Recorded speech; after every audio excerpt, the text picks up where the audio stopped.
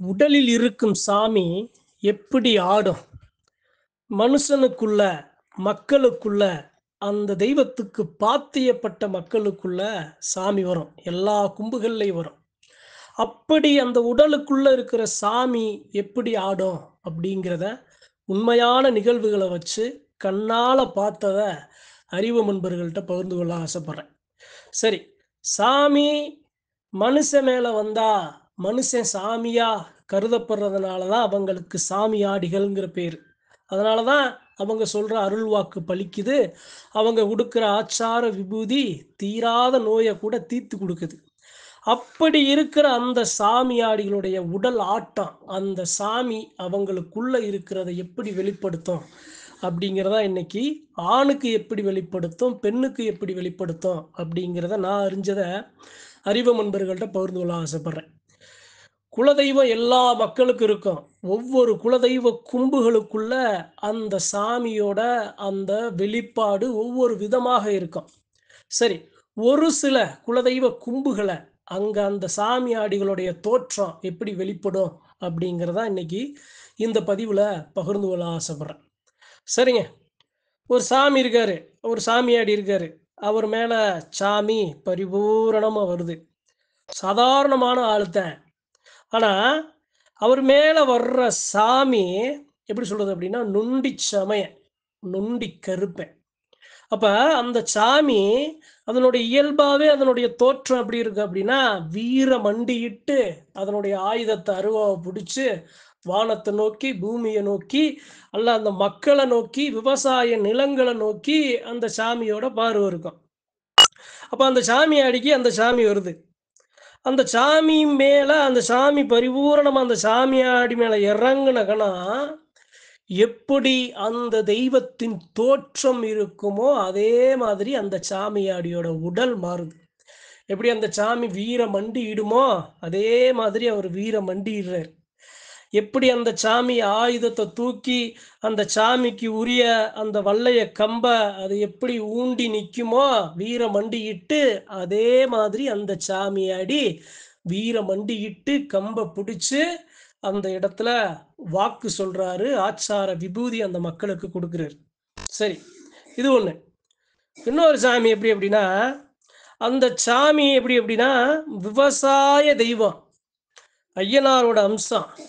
அந்த சாமி பரிபூரணமா வந்த உடனே, அந்த சாமி வந்ததுக்கு சாட்சியா அந்த இடத்துல மாறி, மழை அந்த இடத்துல வருது.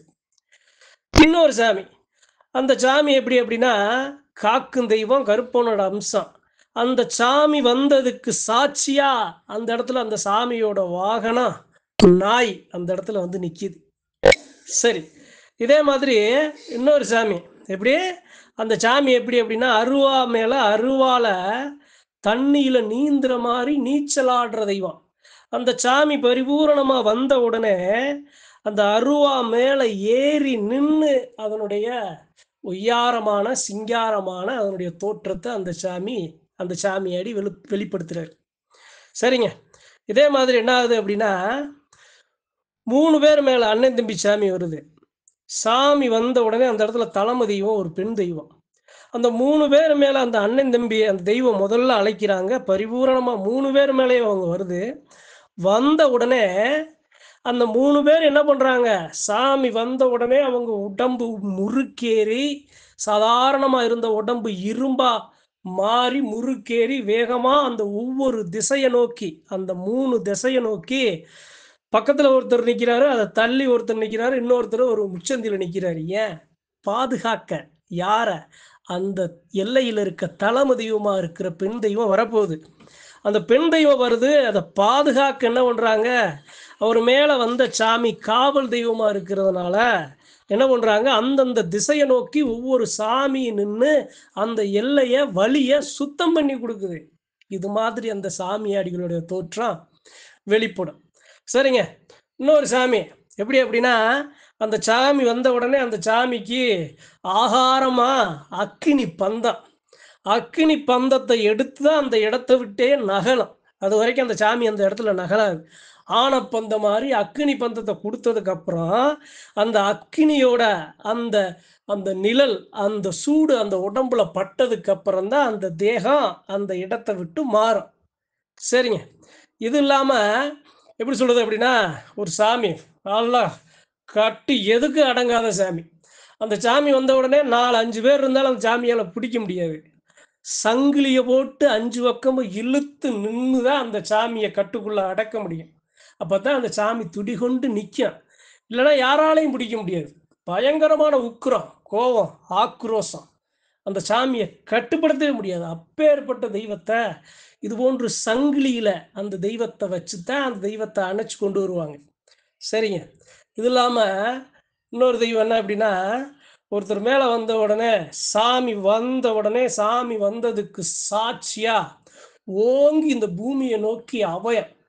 அபயம் அப்படின்னா, இந்த இந்த இந்த இந்த பூமி, இந்த மண்ண புழக்குற அளவுக்கு ஓங்கி ஒரு அபயம்.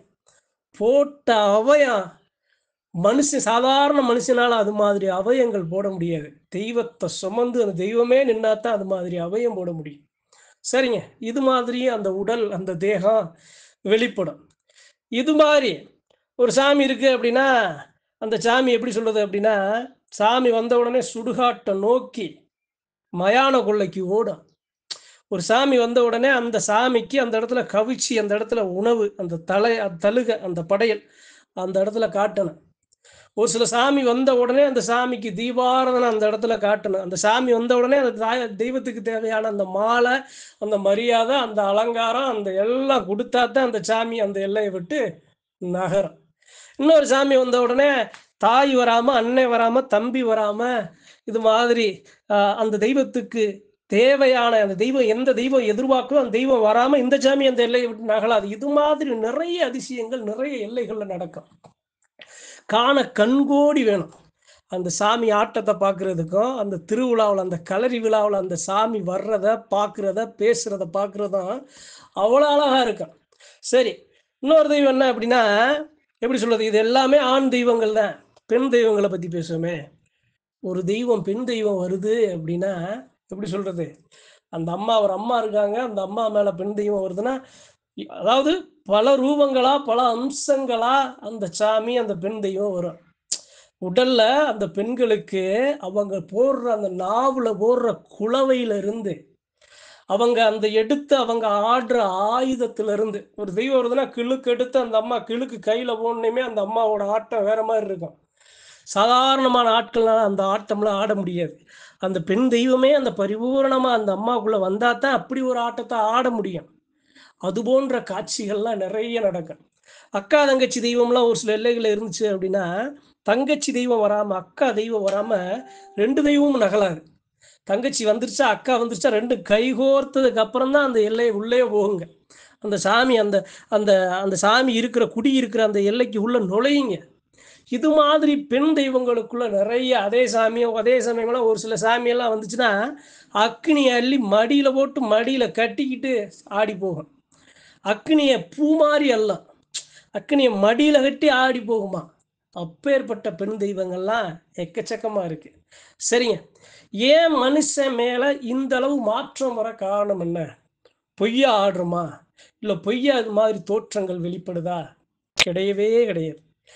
எப்போது ஒரு தெய்வம் பரிபூரணமாக, உண்மையாக இந்த மனுஷனோட அந்த ரத்தமும் சதையுமா கலந்து நிக்குதோ, அப்போது அந்த மனுஷனோட செயல் வெளிப்படாது. அந்த மனுஷனுக்குள்ள அந்த தெய்வத்தோட செயல் தான் வெளிப்படும். நிறைய சான்றுகள், நிறைய சாட்சிகள், நிறைய ஆதாரங்கள் இருக்குங்க. சாதாரணமா நம்ம போய் ஒரு எல்லையில ஒரு சாமிய பார்க்குறோம் அப்படின்னா, அந்த சாமி உண்மையான சாமி இருந்துச்சு அப்படின்னா, பார்க்குற நமக்கு உடம்பு ஜிம்மு ஜிம்முன்னு புல்லரிக்கும். அது மட்டும் இல்லாம இந்த ஐவகை நிலங்கள் இருக்கு பாருங்க. ஐம்பூதங்கள் இருக்கு பாருங்க. நீர், நிலம், காற்று, நெருப்பு, ஆகாயம். இது எல்லாமே சாட்சி சொல்லும். உயிரினங்கள் சாட்சி சொல்லும். அந்த இடத்துல அந்த இயற்கை அந்த இடத்துல சாட்சி சொல்லும். அந்த ஆயுதம் எந்த தெய்வத்தை வணங்குறாங்கல்ல, அந்த ஆயுதமா, அது கரகமா, ஆபரணமா, அல்லது ஆபரண பெட்டியா, அல்லது திருவுருவ சிலையா, அல்லது சல்லடமா, சலங்கையா, அல்லது அருவாவா, வல்லையக்கம்பா, ஆனப்பந்தமா, சாட்டையா, பாத குரடா, ஆணி செருப்பா, இது மாதிரி இருக்கிற எல்லாமே அந்த இடத்துல சாட்சி ஆயுதங்கள்லாம் அப்படியே பல வழக்கம். அப்படி எதிர்பார்த்து நிற்கும். அந்த ஆயுதம் அதுக்கு உரியவங்ககிட்ட போய் நான் சேர போறேன்னு மகிழ்ச்சியோட அந்த ஆயுதங்களோட பார்வை, தோற்றம் அப்படி இருக்கும். நீங்க சாதாரணமா கோவில்ல இருக்கிற ஆயுதத்துக்கும், களரி விழா அப்ப அந்த சாமிய அழைக்கிறதுக்கு முன்னாடி இருக்கிற அந்த ஆயுதத்த நீங்க பாருங்க, நெறைய வித்தியாசம் தெரியும்.